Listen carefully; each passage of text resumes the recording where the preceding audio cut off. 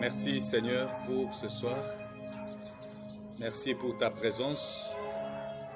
Merci pour tout ce que tu vas nous édifier et ta lumière dans notre vie ce soir.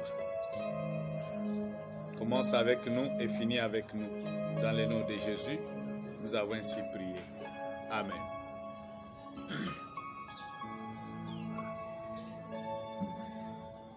Nous avons parlé du chandelier comme un arbre. Et l'arbre chandelier composé de pieds, de la tige, des calices, de pommes et de fleurs. Nous avons déjà parlé du pied. Nous avons une vidéo. Vérifiez dans nos vidéos sur YouTube, vous allez voir cet enseignement sur le pied chandelier. Nous avons parlé de la tige déjà, cherchez aussi la vidéo. Nous avons également parlé des calices. Faites la même chose. Aujourd'hui, nous allons parler de la pomme. Parce que le chandelier était aussi composé de la pomme. La pomme, c'est un arbre, c'est un fruit doux. La pomme, c'est les fruits. Et parmi les fruits doux. Mais le fruit est le symbole de l'abondance. Lorsqu'on nous parle du fruit, nous voyons les symboles de l'abondance. Selon Deutéronome chapitre 28, le verset 11, Deutéronome 28, 11, on nous dit ceci: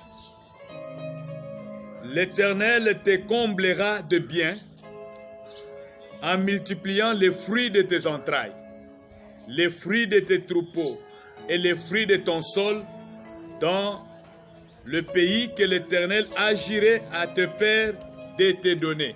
Il va multiplier les fruits de ton bétail, les fruits de ton sol, les fruits à la terre que le Seigneur t'a donnée. Alors, la pomme, c'est un fruit doux et le fruit est le symbole de l'abondance. Mais nous voyons également dans la Bible, Jésus-Christ de Nazareth est appelé fruit. Lui est le signe ou le symbole de l'abondance. Il est aussi appelé fruit. Luc chapitre 1er, le verset 39 à 42. Luc chapitre 1er, le verset 39 à 42.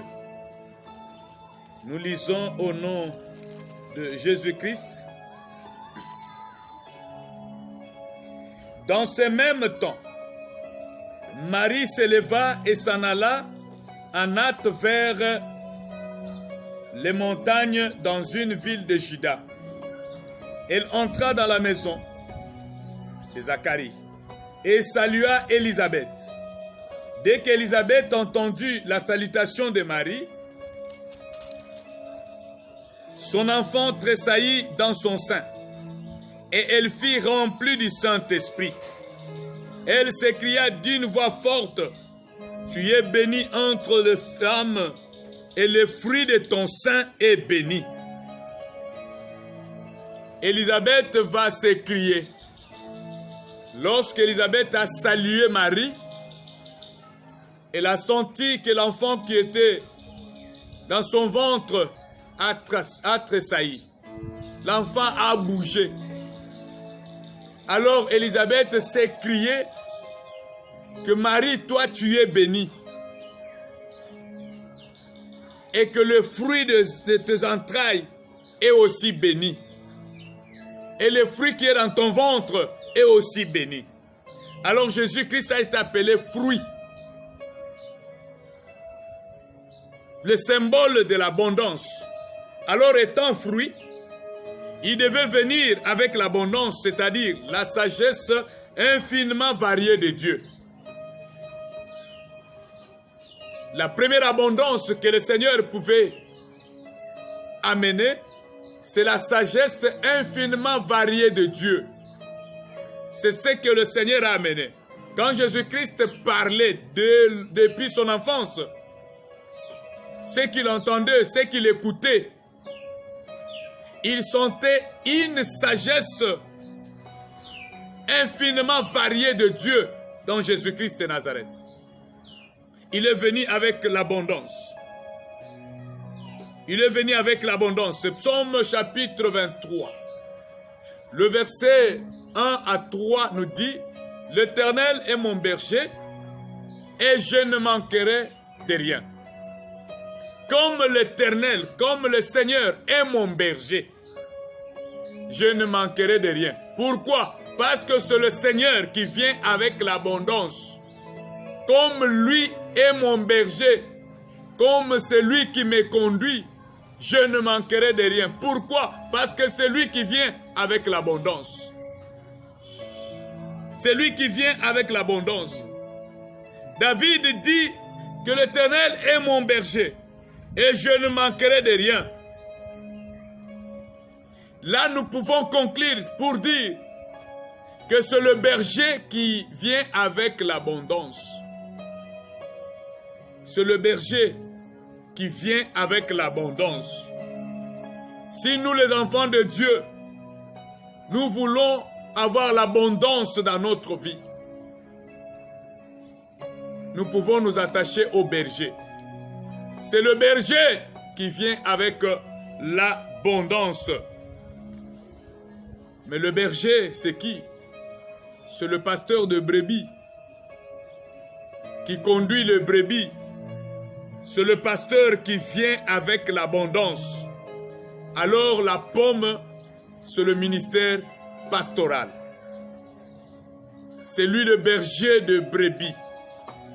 C'est lui qui conduit les brebis, qui connaît la misère de brebis, qui connaît les difficultés de brebis, qui protège le brebis contre le vent et marée, qui protège le brebis contre les ennemis, contre le plan des mondes des ténèbres, qui montre aux brebis le chemin à suivre.